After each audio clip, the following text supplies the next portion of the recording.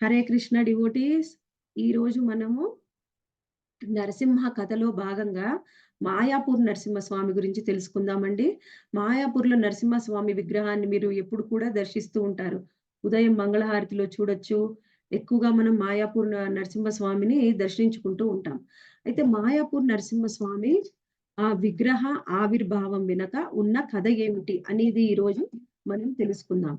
ఒకరోజు ఏం జరిగిందంటే మార్చి 1984లో మాతాజీ. అంతకు ముందే. ఆ రోజు ఏం జరిగింది అంటే, మాయాపూర్ మందిరం, చంద్రోదయ మందిరానికి కొంతమంది బందిపోట్లు వచ్చారనమాట. వాళ్ళు ఏమిటి అంటే, అక్కడ ఉన్న రాధాకృష్ణ విగ్రహాలని మరియు మళ్ళీ అక్కడ ఎవరున్నారంటే, అప్పుడు ప్రభుపాదుల వారు ఉన్నారు. ఆ విగ్రహాలని చూసి వాళ్ళనుకున్నారు, ఆ విగ్రహాల మెడలో వేసిన నగలన్నీ కూడా ఆహ్, అచ్చమైన బంగారు నగలనుకోని, ఎలా అయినా ఆ విగ్రహాలని తీసుకొని వెళ్ళిపోవాలి అని అనుకున్నారనమాట. అలా అనుకోని విగ్రహాలని తీసుకొని వెళ్ళిపోవడానికి ప్రయత్నం చేస్తూ ఉన్నారు. అయితే అప్పుడు అక్కడ ఉన్న భక్తులందరూ కూడా ఎంతో ప్రతిఘటించారు. ఆ విగ్రహాలని తీసుకోపోకుండా ఉండడానికి ఎంతో ప్రతిఘటించారనమాట. ఆ సమయంలో ఏం జరిగింది అంటే అందరూ కూడా భక్తులందరూ కూడా భక్తులందరూ కూడా హరే కృష్ణ మాతాజీ కనిపిస్తుందా మీ అందరికి? కనపడుతుంది మాతాజీ. కనిపిస్తుంది మాతాజీ. కనిపిస్తుంది మాతాజీ.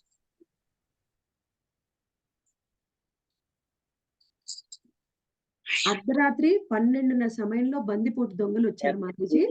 అయితే జగన్నాథ్ వాళ్ళందరూ కూడా మారణాయుధాలతో వచ్చారనమాట. వాళ్ళ దగ్గర ఎన్నో ఆయుధాలు కూడా ఉన్నాయి. ఆయుధాలతోని వచ్చి మందిరంలోకి ప్రవేశించి, మందిరాన్ని ఆక్రమించి, ఆ విగ్రహాలని తీసుకొని వెళ్ళాలి అని ప్రయత్నం చేశారనమాట. ప్రయత్నం చేస్తే, అప్పుడు చాలా మంది డివోటీస్ ప్రతిఘటించారు. ఆ సమయంలో మనకి ఒక మహారాజుకి కాలు కూడా విరిగిపోయిందనమాట. వాళ్ళు ఆంధ్ర, తెలంగాణ ప్రాంతంలోనే ఉంటారు ఆ మహారాజు. అయితే ఎంతో ప్రయత్నం చేసి మొత్తం మీద వాళ్ళ చేతిలోంచి విగ్రహాలని తీసుకొని మళ్ళీ అక్కడ ప్రతిష్ఠించడం జరిగింది. కానీ వాళ్ళందరి మనసులో కూడా ఒక భయం అనేది ఏర్పడిందనమాట. ఏం చెయ్యాలి అని. ఇది చూడండి మాతాజీ. ఇది మాయాపూర్ చంద్రోదయ మందిర్. ఇది ఇప్పుడు అన్ని బిల్డింగ్‌లున్నాయి మాతాజీ. ఇది ఒకప్పుడు ఓల్డ్ ఫోటో ఇది. మాయాపూర్ చంద్రోదయ మందిర్. ఇప్పుడేమో న్యూ న్యూ మందిరం కడుతున్నారు గదా! మాయాపూర్‌లో. ఇది ఆ మందిరం యొక్క పిక్చర్ అన్నమాట. కొత్త మందిరం. అయితే ఆ తర్వాత ఏం చేశారు? మరి ఇలా బందిపోట్లు వస్తూ ఉంటే మనం ఏం చేయాలి? ఎలా వీళ్ళని ఆపగలము అని వాళ్ళు ఆలోచనలో పడ్డారు. అప్పుడు ఏం జరిగింది అంటే వాళ్ళకి ఒకటి గుర్తొచ్చిందన్నమాట. ఏమిటి అంటే ఇంతకుముందు విగ్రహాలు ఈ విధంగా ఉన్నాయి. అయితే వాళ్ళందరూ కూడా అనుకున్నారు. ఇలా దొంగలు వస్తూ ఉంటే మరి ఎలా మనము విగ్రహాలని రక్షించాలి? శ్రీమతి రాధారాణి విగ్రహాన్ని కూడా వాళ్ళు తీసుకొని వెళ్ళడానికి ప్రయత్నం చేశారనమాట. అందుకని ఏం చేయాలి? ఎలా రక్షించాలి? అనేది వాళ్ళలో మనసులో చాలా భయం పట్టుకుందనమాట. అప్పుడు ఏం చేశారంటే వాళ్ళకి ఒకటి గుర్తొచ్చింది. ఏమిటి అంటే మాయాపూర్‌లోనే మీకు ఇంతకు ముందు కూడా నేను చెప్పాను యోగపీఠ్‌లో. ఇది ఇంతకుముందు ఇలా ఉండేది మాతాజీ. మాయాపూర్‌లో చంద్రోదయ మందిర్‌లో. అది మనకి పాత పిక్చర్ ఇలా చూపిస్తున్నారనమాట. అయితే ఇది యోగపీఠ స్నానం అండి. యోగపీఠలో కూడా ఇంతకుముందు బంతిపోట్లు ఈ విధంగానే వచ్చారు. వచ్చినప్పుడు అప్పుడు ఏం చేశారంటే భక్తి వినోద్ ఠాకూర్ ఈ యోగపీఠని రక్షించడం కోసము అక్కడ ఇక్కడ లక్ష్మీ నరసింహ స్వామిని ప్రతిష్ఠించారనమాట. అందుకని వాళ్ళకి గుర్తొచ్చింది. మనము ఏ విధంగా మన ఆచార్యులు యోగపీఠని రక్షించడానికి లక్ష్మీ నరసింహస్వామి విగ్రహాన్ని ప్రతిష్ఠించారో, మనము కూడా మన మందిరంలో ఖచ్చితంగా నరసింహస్వామి విగ్రహాన్ని ప్రతిష్ఠించాలి. ఆ విధంగా ఇప్పుడు వచ్చే ఈ బందిపోట్ల నుంచి వచ్చే ఈ ఆటుపోట్లని, ఇబ్బందులన్నిటిని కూడా మనము తట్టుకోవచ్చు అని అనుకున్నారనమాట. అందుకని నిర్ణయం చేసుకున్నారు. మన మందిరంలో ఎలా అయినా నరసింహస్వామి విగ్రహాన్ని ప్రతిష్ఠించాలి అని. అంటే అప్పట్లో మందిరము చాలా చిన్నది.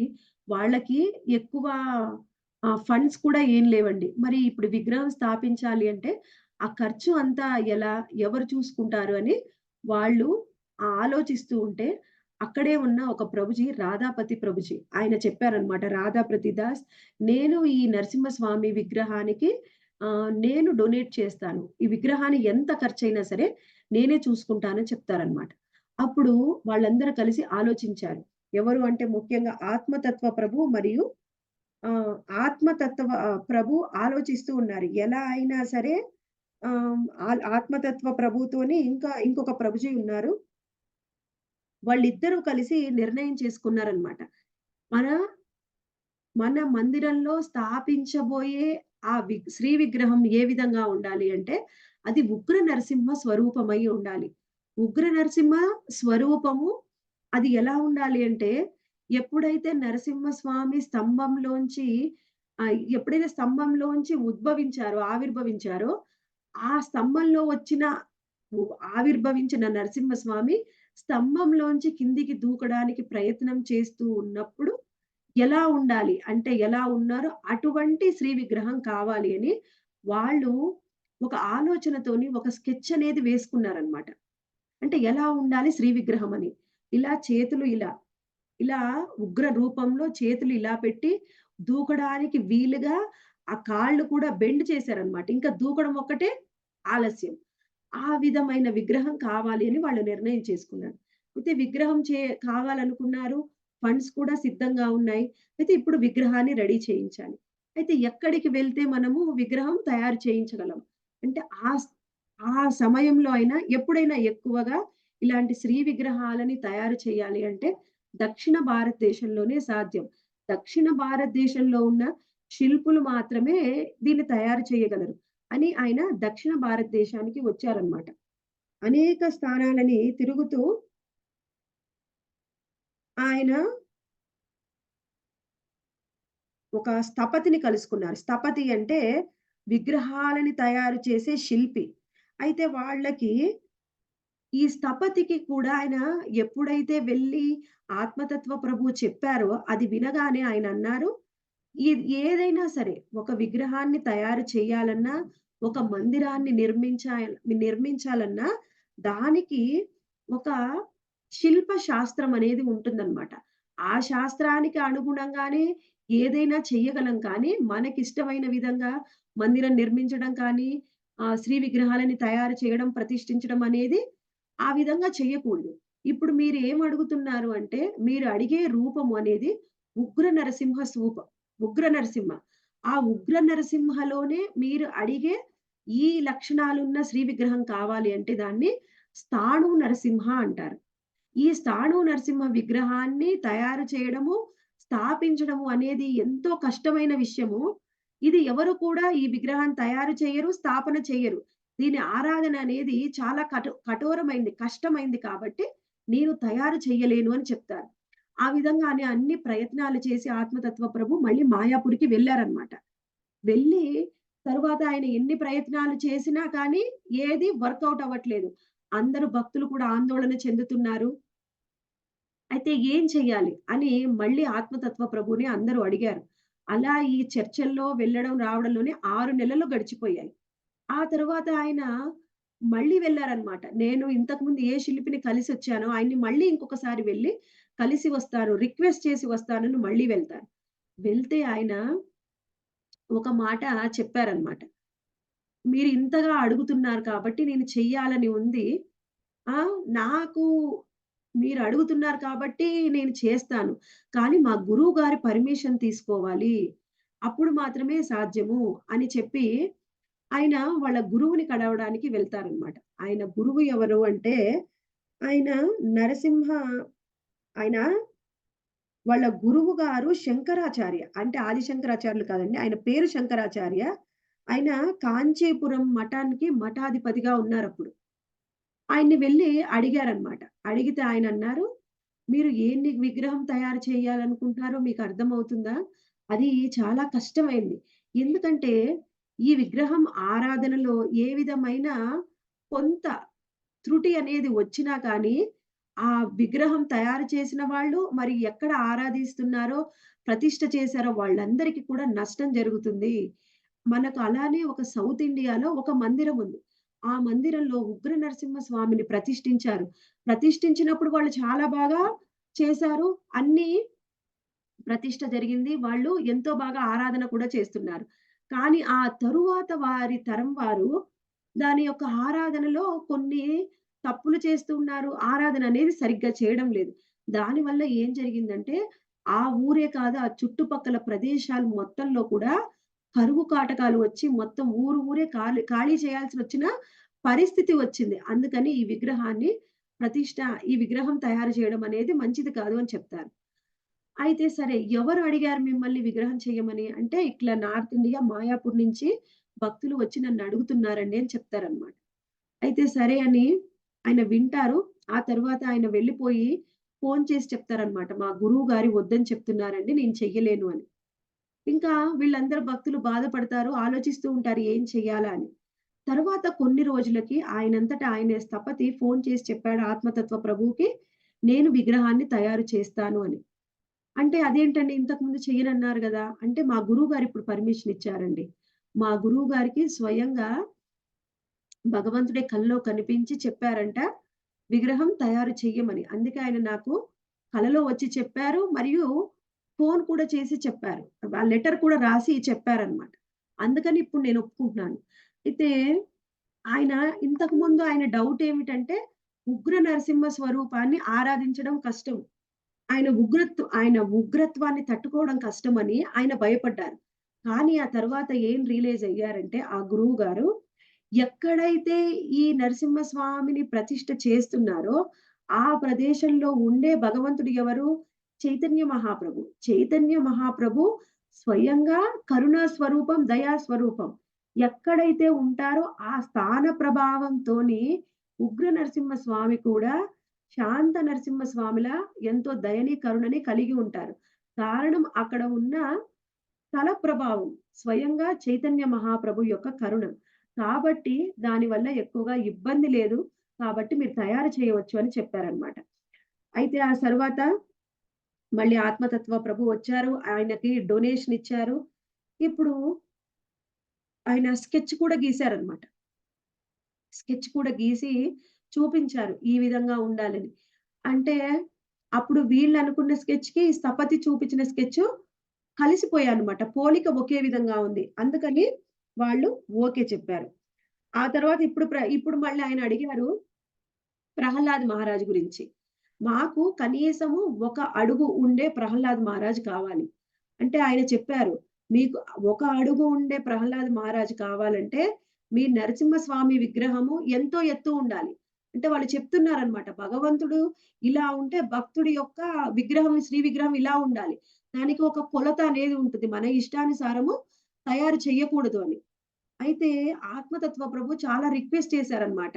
అంత పెద్ద విగ్రహం అంటే మాకు కష్టమవుతుందండి. అలా అని ప్రహ్లాద్ మహారాజ్ కూడా మాకు కావాలి అని రిక్వెస్ట్ చేస్తే చివరికి ఆయన ఒప్పుకున్నారు. ఒప్పుకొని తర్వాత చెప్పారనమాట.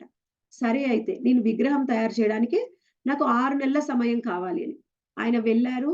తరువాత 4 నెలల సమయం గడిచిపోయింది. అప్పుడు మళ్ళీ అందరు భక్తులడిగారు. "మరి 4 నెలలయింది కదా! మీరెళ్లి ఒకసారి చూసి రండి. మరి ఎంత వరకొచ్చింది? విగ్రహం చూసి వస్తే బావుంటుంది" అని వెళ్తే, అప్పటి వరకు ఆయన విగ్రహం తయారు చేయడమే మొదలుపెట్టలేదు. ఈయనకి చాలా కోపమొచ్చింది. "ఏంటండి మీరు చేస్తా అన్నారు, ఇంతవరకు మొదలే పెట్టలేదు" అంటే, "నేను చేస్తా అన్నాను. ఎప్పుడన్నాను? దానికి సరి అయిన రాయి దొరికితే నేను చేస్తా" అన్నాను. రాయికేం కొదవుందండి. మొత్తం ఈ సౌత్ ఇండియాలో మీకు రాళ్ళే దొరకలేదా? అంటే ఆయన చెప్పాడన్నమాట స్థపతి. నేనేం చేస్తున్నాననుకుంటున్నారు? విగ్రహం అనుకుంటున్నారా? లేకపోతే ఏమన్నా రుబ్బురోలు తయారు చేస్తా అనుకుంటున్నారా? ఏ రాయి పడితే ఆ రాయితోని విగ్రహాన్ని చెయ్యకూడదు. ఏ రాయిని మనం ఎన్నుకుంటున్నామో ఆ రాయి జీవాన్ని కలిగి ఉండాలి. జీవాన్ని కలిగి ఉండడం అంటే ఏమిటి అంటే, ఆ రాయిని మనము ఆ శిల్పి యొక్క ఉలితోని ఇలా ఆహ్, టచ్ చేసి చూస్తే, ఆ రాయిలోంచి శబ్దం రావాలనమాట. ఆ శబ్దం కూడా ఎలా ఉండాలంటే, రాయిలో 7 స్థానాల్లో కొడితే 7 రకాల శబ్దాలు రావాలి. అది జీవాన్ని కూడిన రాయి. అంతే కాకుండా ఆ రాయిలో ఏదైనా పురుగు తొలవాలి. తొలిస్తే ఆ రాయిలో పురుగులు వెళ్లి రావడం అనేది ఉండాలంట. జీవం ఉన్న రాయిలోకే అలా ఏదో ఒక పురుగనేది వెళ్తుంది. లేకపోతే వెళ్ళవు. అప్పుడు అటువంటి రాయినే మనం జీవం ఉన్న రాయి అంటాము. అటువంటిది దొరికినప్పుడు నేను చేస్తానన్నాను. ఇప్పుడు మీరు వెళ్ళండి. నాకు రాయి దొరకగానే నేను చేస్తాను అని. అలా ఆ తర్వాత కొన్ని రోజులకి ఆయన రాయి దొరికింది. విగ్రహాన్ని తయారు చేయడం ప్రారంభించారు. అయితే ఆ విగ్రహాన్ని తయారు చేసేటప్పుడు ఆయన ఎంతో నిష్టగా ఎక్కడికి బయటికి కూడా వెళ్ళకుండా అన్ని రోజులు కూడా వాళ్ళు ఖచ్చితంగా ఆహ్, ఒక వ్రతాన్ని పాటిస్తారనమాట.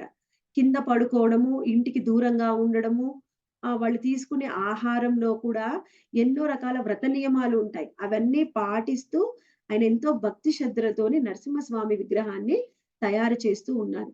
ఆ విధంగా ఆ తయారు చేయడంలో ఆయన ఎంతో శ్రద్ధతోని నిమగ్నమైపోయారనమాట. ఆ తరువాత కొన్ని నెలలకి విగ్రహం అనేది పూర్తయిపోయింది. పూర్తయిపోయిన తర్వాత ఇంకా విగ్రహాన్ని ఒక షెడ్‌లో ఉంచి, ఆయన పక్కనే ఉన్న బంధువుల ఇంటికి ఏదో వాళ్ళని కలవడానికి వెళ్తారనమాట. వెళ్ళినప్పుడు ఆయనకి ఫోనొస్తుంది. ఆహ్, ఇంటి పక్కన వాళ్ళు ఫోను చేస్తారనమాట. "మీరు ఎక్కడైతే ఆ విగ్రహం ఉంచారో అది మొత్తము తగలబడిపోతుంది.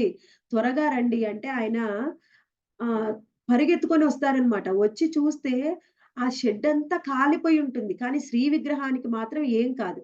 అప్పుడు ఆయనకి అర్థమవుతుందనమాట. వెంటనే ఇక్కడి నుంచి వెళ్ళిపోవాలనుకుంటున్నారు నరసింహస్వామి. ఆయనకు త్వరగా అభిషేకం చెయ్యాలి అని ఫోను చేసి చెప్తారు. మీరు త్వరగా వచ్చి మీ శ్రీ విగ్రహాన్ని మీరు తీసుకొని వెళ్ళండి అని. చూడండి మాతాజీ స్కెచ్ ఇది ఉగ్ర స్వరూపము. ఇలా స్కెచ్ గీపిస్తారనమాట. గీయించిన తర్వాత ఆ స్థపతి ఈ విధంగా దాన్ని చెక్కడం ప్రారంభిస్తారు. ఆ తరువాత చూడండి 6 మాసాల తరువాత మనకి విగ్రహం అనేది పూర్తిగా పూర్తవుతుంది. దానికి ఎన్నో రకాల మనము చెప్పొచ్చు. దానికి ఒక శాస్త్ర కళ అనేదుంటుంది. దాన్ని శిల్ప శాస్త్రం అంటారు. దాన్ని బట్టే మనము తయారు చేస్తారనమాట. ఆ తరువాత మనకి 6 నెలల్లో విగ్రహం అనేది తిరిగి నేను ఇస్తాను అని చెప్తారు. ఆ విగ్రహాన్ని తయారు చేసి తిరిగి కూడా ఇస్తారనమాట. ఈ విధంగా జీవం ఉన్న రాళ్ళతోనే మనము తయారు చేయగలము అని చెప్పుకున్నాము. ఆ తరువాత ఇక్కడ చెప్తున్నారు చూడండి.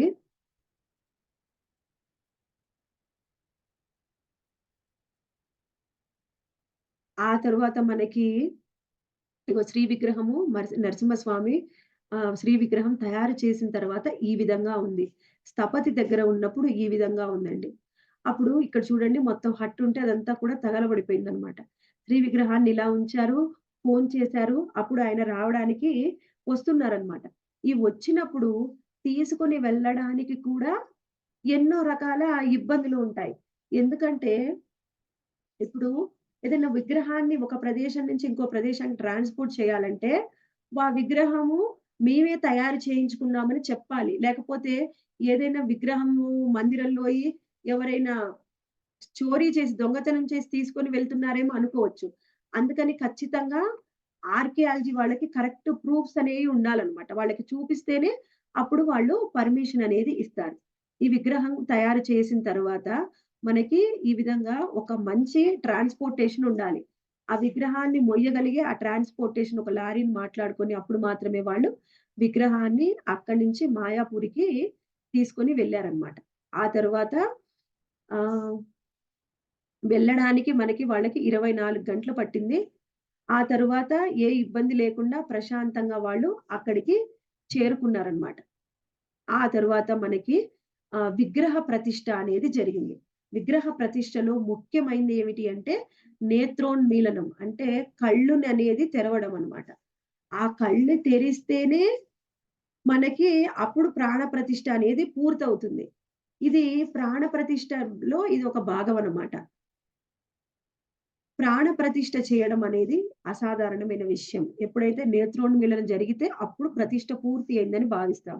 ఆ తరువాత మనకి ఇది ఇప్పుడు కాదండి. ఎప్పుడైతే విగ్రహాన్ని తయారు చేయించాలి అనుకుంటారో, అప్పుడే వాళ్ళు నిర్ణయం చేసుకుంటారు. ఎవరైతే నైష్టిక బ్రహ్మచారి. నైష్టిక బ్రహ్మచారి అంటే ఆ జన్మ బ్రహ్మచారి. అంటే వాళ్ళ జన్మంతా పూర్తిగా కూడా వాళ్ళు బ్రహ్మచర్యాన్ని పాటించాలి. అయితే ఎవరు మరి ఆ విధంగా ఉండి ఆరాధన చేయగలరు అంటే ముందే చెప్తారనమాట. ఈయన పంకజాంగ్రి ప్రభు మరియు జాన్నివాస్ ప్రభు. వీరిద్దరూ కూడా అన్నదమ్ములు. వీళ్ళిద్దరూ కూడా ఫారినర్స్ అండి. అన్నదమ్ములు. వాళ్ళు ఒప్పుకుంటారు. మేము విగ్రహానికి ఆరాధన చేస్తామని. అప్పుడే వాళ్ళు విగ్రహము చేయడానికి ప్రతిష్ఠ చేయడానికి ఒప్పుకుంటారనమాట. మాయాపూర్‌లో నిర్ణయం అనేది జరుగుతుంది. ఈ విధంగా వీళ్ళిద్దరూ ఉన్నంత కాలం పంకజాంగ్రి ప్రభు మాతాజీ వీళ్ళు ఎడమ వైపు ఉన్నవారు. వాళ్ళు ఎప్పటి వరకు మొన్నటి వరకు కూడా కోవిడ్ సమయం వరకు కూడా వీళ్ళే ఆరాధన చేశారు. వీళ్ళిద్దరే. ఇప్పుడు పంకజాంగ్రి ప్రభు లేరు. భగవద్ధామానికి వెళ్ళిపోయారు. కేవలం జాన్నివాస్ ప్రభు మాత్రమే ఇప్పుడు ఉన్నారనమాట. ఎవరైతే నైష్ఠిక బ్రహ్మచారిలో వాళ్ళు మాత్రమే ఈ విగ్రహాలకి ఆరాధన అనేది చెయ్యగలరు. ఆ తర్వాత మనం చూద్దాము. అసలు విగ్రహానికి ఎప్పుడు ప్రాణ ప్రతిష్ఠ జరిగిందో, ఆ తరువాత ఏం జరుగుతుందండి? అభిషేకం అనేది జరుగుతుంది. ఈ విధంగా మాయాపూర్‌లో అభిషేకం జరిగింది. చూడండి మా మహారాజు జయపతాక్ మహారాజు వి శ్రీ విగ్రహానికి అభిషేకం అనేది చేస్తూ ఉన్నారు. ఈ విధంగా అభిషేకం పూర్తయిన తర్వాతనే మనం చెప్పవచ్చు. అప్పుడు పూర్తిగా ప్రాణ ప్రతిష్ఠ పూర్తి అయింది అని. అప్పటినుంచి మాయాపూర్‌లో ఇంకా దొంగల బెడద అనేది లేదు. ఇది ఎప్పుడు జరిగిందండి? నరసింహదేవుని ప్రతిష్ఠ 1986లో జరిగింది. ఇది మొత్తము కూడా మనకి 2 సంవత్సరాలు పట్టింది. వాళ్ళు ఎప్పుడైతే చేయాలి అని నిర్ణయం చేసుకొని, ఆ తర్వాత ప్రాణ ప్రతిష్ఠ జేయడానికి వాళ్ళకి 2 సంవత్సరాల సమయం పట్టింది. ఈ ప్రాణ ప్రతిష్ఠ కూడా ఎన్ని రోజులు జరిగిందంటే, జూలై 28వ తారీఖు నుంచి 30వ తారీఖు వరకు 3 రోజులు కొనసాగిందనమాట ఈ ప్రతిష్ఠ. ఎప్పుడు ఈ విగ్రహం ప్రతిష్ఠ జరిగిందో, అప్పటినుంచి కూడా మాయాపూర్‌లో ఏ విధమైన దొంగల బెడద, బందిపోట్ల బెడద, ఏ విధమైన ఇబ్బందులు కూడా ఇంకా మాయాపూర్ మందిరానికి ఎదురు కాలేదు. ఈ విధంగా వీళ్ళిద్దరు జాన్నివాస్ ప్రభు మరియు పంకజాంగ్రి ప్రభు మాయాపూర్ నరసింహస్వామికి ఆరాధన చేస్తూ ఉన్నారు. చూడండి మొత్తము గోల్డ్‌తోని అలంకరణ చేశారనమాట. ఆ తర్వాత మనం ప్రతిరోజు దర్శించుకునే మాయాపూర్ నరసింహస్వామి మరియు ప్రహ్లాద్ మహారాజు ఈ విధంగా మనకి కనిపిస్తూ ఉంటారు. ఉగ్ర నరసింహుడు అత్యంత కరుణామయుడైన చైతన్య భూమిలో ప్రతిష్ఠించబడినందున నరసింహ భగవానుడు కూడా అక్కడ చాలా దయతో ఉంటాడు. ఎందుకంటే చైతన్య మహాప్రభువు ఉండే ప్రదేశం కాబట్టి ఆయన కూడా చైతన్య మహాప్రభులాగా ఎంతో దయని కలిగి ఉంటారు. అయితే నరసింహ చతుర్దశి వేడుకలు మనకి మే మనము ఆల్రెడీ మా నరసింహ చతుర్దశిని పూర్తి చేసుకున్నాం కదండీ! ఈ విధంగా మనకి మాయాపూర్‌లో నరసింహ స్వామి అనేది మాయాపూర్‌లో నరసింహ స్వామిని మనము చూడవచ్చు. ఈరోజు నరసింహ కథలో బాగా మాయాపూర్ నరసింహస్వామి గురించి మనం తెలుసుకున్నాం. మాతాజీస్ ఎవరికైనా ఏమన్నా ప్రశ్నలు ఉంటే అడగవచ్చు. లేదు మాతాజీ మనం లాస్ట్‌లో చూద్దాము ప్రశ్నలు. ఇప్పుడు మనము భాగవతం శ్లోకాలు 2 చర్చించుకొని, ఆ తరువాత మనము ప్రశ్నలు చూద్దాం.